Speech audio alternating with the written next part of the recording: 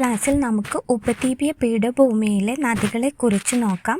ഉപദ്വീപീയ പീഠഭൂമിയുടെ പൊതുവായ ചെരിവ് പടിഞ്ഞാറ് നിന്നും കിഴക്കോട്ടാണ്. ഇതിലെ ഉയർന്ന ഭാഗമാണ് പശ്ചിമഘട്ടം. ഉപദ്വീപീയ ഇന്ത്യയിലെ പ്രധാന ജലവിഭാജകമാണ് പശ്ചിമഘട്ടം. പശ്ചിമഘട്ടവും മധ്യ ഉന്നത തടത്തിലെ മലനിരകളും ഡൽഹി കുന്നുകൾ വരെ നീളുന്ന ആരവല്ലി നിരയും ചേർന്ന് ഉപദ്വീപിലെ നീരൊഴുക്കിനെ മൂന്നായി തിരിക്കുന്നു. കിഴക്കോട്ടൊഴുകി ബംഗാൾ ഉൾക്കടലിൽ ചേരുന്ന ഉപദ്വീപീയ നദികൾ, പടിഞ്ഞാറോട്ട് ഒഴുകി അറബിക്കടലിൽ ചേരുന്ന ഉപദ്വീപീയ നദികൾ, വടക്കോട്ടൊഴുകി യമുനയിലും ഗംഗയിലും ചേരുന്ന ഉപദ്വീപീയ നദികൾ എന്നിവയാണവ. ഗോദാവരിയാണ് ഏറ്റവും വലിയ ഉപദ്വീപീയ നദി. ഗോദാവരി തന്നെയാണ് ഏറ്റവും നീളം കൂടിയ ഉപദ്വീപീയ നദിയും.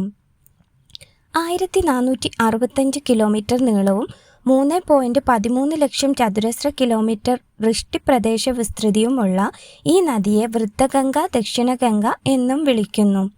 കൃഷ്ണ, കാവേരി നദികളാണ് യഥാക്രമം വലിപ്പത്തിൽ 2ഉം 3ഉം സ്ഥാനത്ത്. ഇനി നമുക്ക് നദികളും അവയുടെ ഉത്ഭവസ്ഥാനവും പ്രധാന പോഷക നദികളും സംസ്ഥാനം ഏതാണെന്നും നോക്കാം. ഒന്നാമത് മഹാനദി റായ്പൂരിലെ സിഹാവയിലാണ് ഉത്ഭവിക്കുന്നത്. റായ്പൂര് ഛത്തീസ്ഗഡിലാണ്. പ്രധാന പോഷക നദികൾ ഇബ്, ടെല്ല് എന്നിവയാണ്. ഉൾക്കൊള്ളുന്ന സംസ്ഥാനങ്ങൾ ഛത്തീസ്ഗഡ്, ഒഡീഷ, മധ്യപ്രദേശ് എന്നിവയാണ്.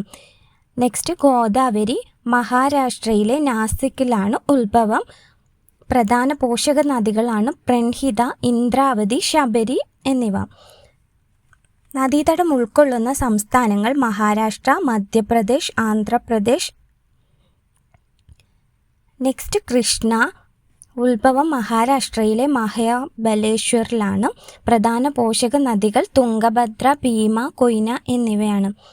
ഇനി ഇവ ഉൾക്കൊള്ളുന്ന സംസ്ഥാനങ്ങൾ മഹാരാഷ്ട്ര, കർണാടകം, ആന്ധ്രാപ്രദേശ്. ഇനി നമുക്ക് കാവേരി നദിയെ നോക്കാം.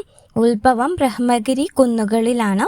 കർണാടകയിലാണ് ബ്രഹ്മഗിരി കുന്നുകൾ. പോഷക നദികൾ കബനി, ഭവാനി, അമരാവതി.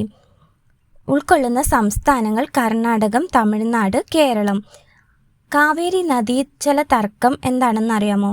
കർണാടകം, തമിഴ്നാട് എന്നീ ദക്ഷിണേന്ത്യൻ സംസ്ഥാനങ്ങൾക്കിടയിൽ കാവേരി നദീജലം പങ്കിടുന്നതുമായി ബന്ധപ്പെട്ട് ദീർഘകാലം തർക്കം നിലനിൽക്കുന്നു. നദീജലം പങ്കിടുന്നതുമായി ബന്ധപ്പെട്ട് സ്വാതന്ത്ര്യത്തിനു മുമ്പുണ്ടാക്കിയ കരാർ 1924 മദ്രാസ് പ്രസിഡൻസിക്ക് കൂടുതൽ അനുകൂലമായതിനാൽ അത് അസാധുവാക്കണമെന്ന് കർണാടക സംസ്ഥാനവും, എന്നാൽ മുൻ കരാറിൽ മാറ്റം വരുത്തിയാൽ തമിഴ്നാട്ടിലെ ദശലക്ഷക്കണക്കിന് കർഷകരെ ബാധിക്കുമെന്ന് തമിഴ്നാടും നിലപാടെടുത്തു. പ്രശ്നം പരിഹരിക്കുന്നതിനായി കേന്ദ്ര സർക്കാർ 1990 ഒരു ട്രിബ്യൂണലിനെ നിയമിച്ചു. 2007 പുറത്തുവന്ന അന്തിമ വിധിയിൽ കാവേരി ജലം പങ്കിടുന്നതുമായി ബന്ധപ്പെട്ട് ധാരണ ഉണ്ടാക്കുകയും ചെയ്തു. ഇതിൽ പ്രകാരം പ്രതിവർഷം 419 TMC ജലം തമിഴ്നാടിനും 270 TMC ജലം കർണാടകത്തിനും 30 TMC ജലം കേരളത്തിനും 7 TMC ജലം പുതുച്ചേരി കേന്ദ്രഭരണ പ്രദേശത്തിനും എന്ന തരത്തിൽ നിശ്ചയിച്ചു. 1 TMC എന്നാൽ 1000 ദശലക്ഷം ക്യൂബിക് അടിയാണ് ഉപദ്വീപിലെ മറ്റു നദികളുമായി താരതമ്യം ചെയ്യുമ്പോൾ കാവേരി നദിയിൽ വർഷം മുഴുവൻ നീരൊഴുക്കിൽ കാര്യമായ കുറവുണ്ടാകാറില്ല. ഉഷ്ണകാലത്ത് ഈ നദിയുടെ വൃഷ്ടിപ്രദേശത്ത് തെക്കു പടിഞ്ഞാറൻ മൺസൂൺ മഴയും ശൈത്യകാലത്ത് വടക്ക് കിഴക്കൻ മൺസൂൺ മഴയും ലഭിക്കുന്നതാണ് ഇതിന് കാരണം. പടിഞ്ഞാറോട്ട് ഒഴുകുന്ന ഉപദ്വീപീയ നദികളെ കുറിച്ച് നോക്കാം. നർമ്മദ, താപ്തി എന്നീ നദികൾ ഒഴിച്ചാൽ പടിഞ്ഞാറോട്ട് ഒഴുകുന്ന നദികൾ ഏറെയും പശ്ചിമഘട്ടത്തിന്റെ പടിഞ്ഞാറേ ചെരുവിൽ ഉത്ഭവിച്ച് അറബിക്കടലിൽ പതിക്കുന്നവയാണ്. നർമ്മദ, താപ്തി എന്നീ നദികൾ മധ്യ ഉന്നത തടത്തിലെ ഉയർന്ന പ്രദേശങ്ങളിലാണ് ഉത്ഭവിക്കുന്നത്. മാർബിൾ ശിലകളിൽ കടഞ്ഞെടുത്ത ചെങ്കുത്തായ താഴ്വരയും ജബൽപൂരിന് സമീപമുള്ള ധുവാന്തർ വെള്ളച്ചാട്ടവും നർമ്മദ നദിയെ ശ്രദ്ധേയമാക്കുന്നു. നർമ്മദ നദി അമർകണ്ടക്കിലാണ് ഉത്ഭവിക്കുന്നത്. അമർകണ്ടക്ക് മധ്യപ്രദേശിലാണ്. പ്രധാന പോഷക നദികൾ ഹിരൺ, ബഞ്ചാർ എന്നിവയാണ്. ഇനി നർമ്മദ നദിയുടെ നദീതടം ഉൾക്കൊള്ളുന്ന സംസ്ഥാനങ്ങൾ നോക്കാം. മധ്യപ്രദേശ്, മഹാരാഷ്ട്ര, ഗുജറാത്ത് എന്നിവയാണ്. നെക്സ്റ്റ് താപ്തി നദി ഉത്ഭവിക്കുന്നത് മുൾത്തായ്, മധ്യപ്രദേശിൽ തന്നെയാണ്. പ്രധാന പോഷക നദികളാണ് പൂർണ, ഗിർന. സംസ്ഥാനങ്ങൾ നോക്കാം. മധ്യപ്രദേശിലൂടെയും മഹാരാഷ്ട്രയിലൂടെയും ഗുജറാത്തിലൂടെയുമാണ്. ഇനി നമുക്ക് നദീതട പദ്ധതികളെക്കുറിച്ച് നോക്കാം. ഹിരാക്കുഡ് പദ്ധതിയില്ലേ, അത് മഹാനദിയിലാണ് കേട്ടോ. സംസ്ഥാനം ഒഡീഷ സംസ്ഥാനത്തിലാണ്. നെക്സ്റ്റ് തുംഗഭദ്ര നദി തന്നെയാണ്. കൃഷ്ണ നദിയുടെ പോഷക നദിയാണ് തുംഗഭദ്ര നദി, കർണാടകത്തിലാണ്. സർദാർ സരോവർ നർമ്മദ നദിയിലാണ്, ഗുജറാത്തിലാണ് കേട്ടോ. കൃഷ്ണരാജസാഗർ കാവേരി നദിയാണ്, കർണാടകം. നിസാം സാഗർ ഗോദാവരി നദി, ആന്ധ്രാപ്രദേശ്.